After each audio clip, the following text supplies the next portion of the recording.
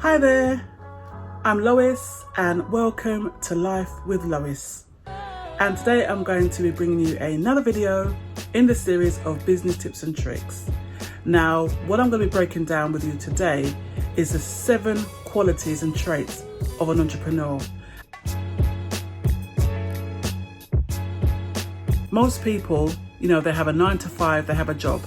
They don't have passion for that job. That job is another way for them to be paid. There's no real accountability always in that job. But however, if you are an entrepreneur and you have your own business, you have got to be passionate about your business. Having that passion enables you to then build up resilience. You have to be the walking, talking salesperson. You have to be the heartbeat of your business. At the end of the day, if you don't believe in what you're doing, in your product, in your business, how is anybody else going to believe in it? How is anybody else going to invest or show an interest in your business if you are not passionate about it? The thing is, you've got to emanate that passion. You've got to walk it, talk it, eat it, sleep it, so that anyone can see you believe in your product. Now, the next thing I think is absolutely important in being an entrepreneur is having resilience. You must be relentless in your pursuit of success. Now, not at all costs, but you've got to have a strong level of resilience. The reason why I say this is because you may face rejections. Not everyone is going to agree with your ideas. What you've got to do is don't take no as a final answer. You will find, some way to get through, to overcome the challenge and keep it going. Not every product is for everyone. Let's take example, Dragon's Den. Now, people go onto this show, they pitch their business idea, and you've got a panel of 3 or 4, entrepreneurs on that panel, successful entrepreneurs. And it may be 2 out of them do not see the vision, but another person does. So not everybody is going to say yes to everything you say, or to your passion, or to your vision. But you have to have the resilience to overcome.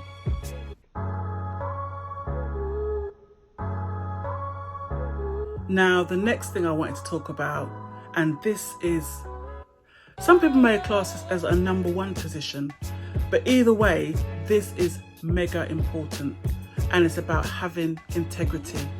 Integrity in your business. Now, integrity is about doing the right thing even when no one else is around. You've got to be honest and you've got to be transparent. You must be consistent in whatever you do. Whatever you say you're going to do it and follow it through. Whatever you do, don't mess up. Don't mess up. It's better to over-deliver than not deliver or under-deliver. Because the thing is, we're in a world now where people look at reviews. People go by testimonials. People go by word of mouth. And also people look at your ethos. Now, if you are not a person of your word or a company that stands by their ethos, people will not stay with you. Build on your company ethos.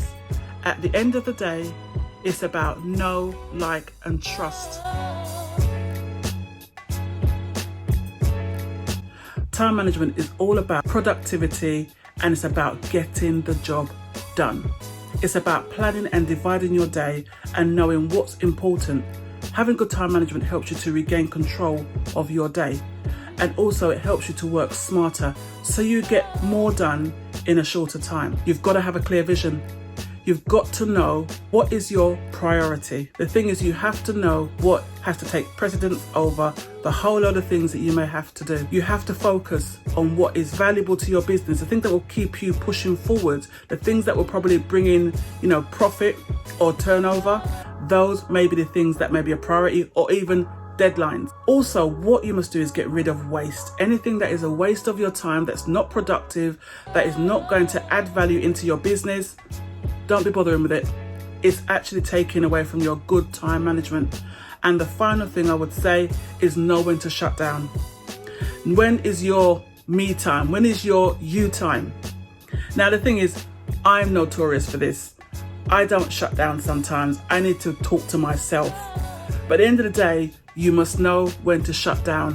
When is the time that you need to recharge your batteries, refocus, regather strength so that you can keep going for your business. Because at the end of the day, it pivots on you.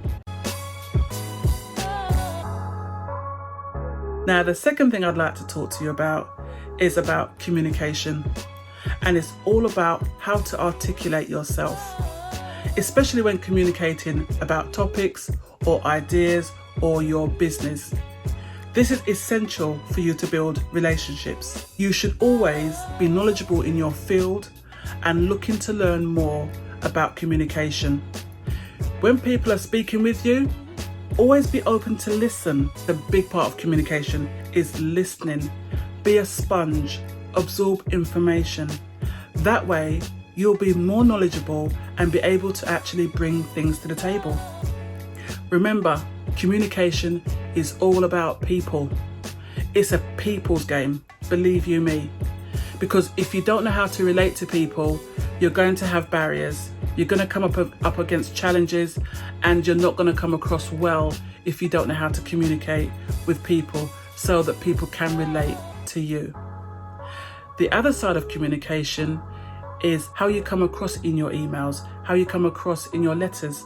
This is important in terms of trying to explain your business or explain a situation. They must read well. The things as well you've got to be really strict on is your grammar, your spelling, and also know that you're factual in what you're saying.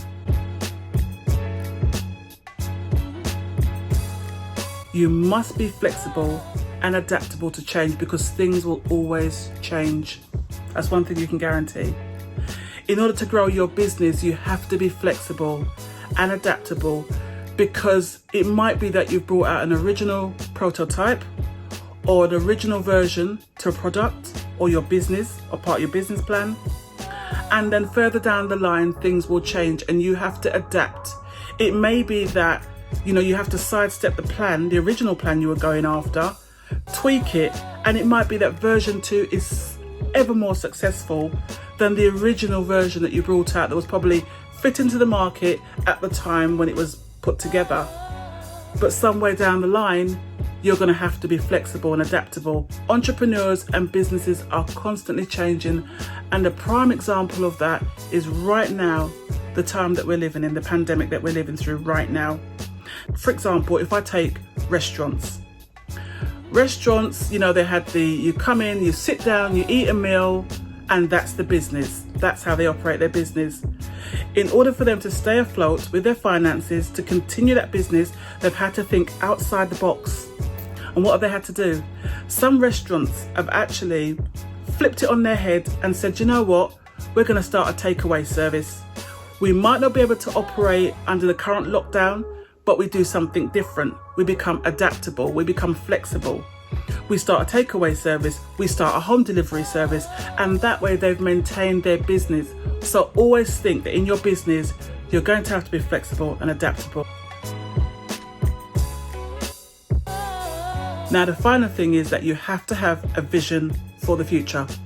You need to be the visionary. And why do I say that? Because what you've got to think about is, where do you see your business? Where do you see it going? Where do you see your product ending up?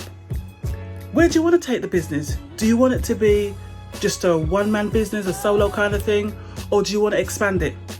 Do you maybe want to upscale your business? Do you maybe want to move it to an online platform? Or maybe you actually want to have, a franchise of businesses set up locally, or maybe even globally, worldwide. Wherever you take your business, it's about the vision that you hold. Now, you may remember in one of my previous videos, which is the top 5 books that helped me to grow my business, as an entrepreneur. And I'll put the tag link here for you to click into.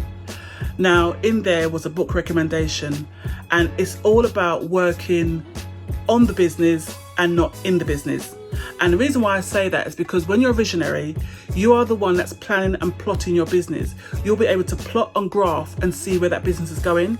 So you'll know if you're on target of part of your 5-year plan.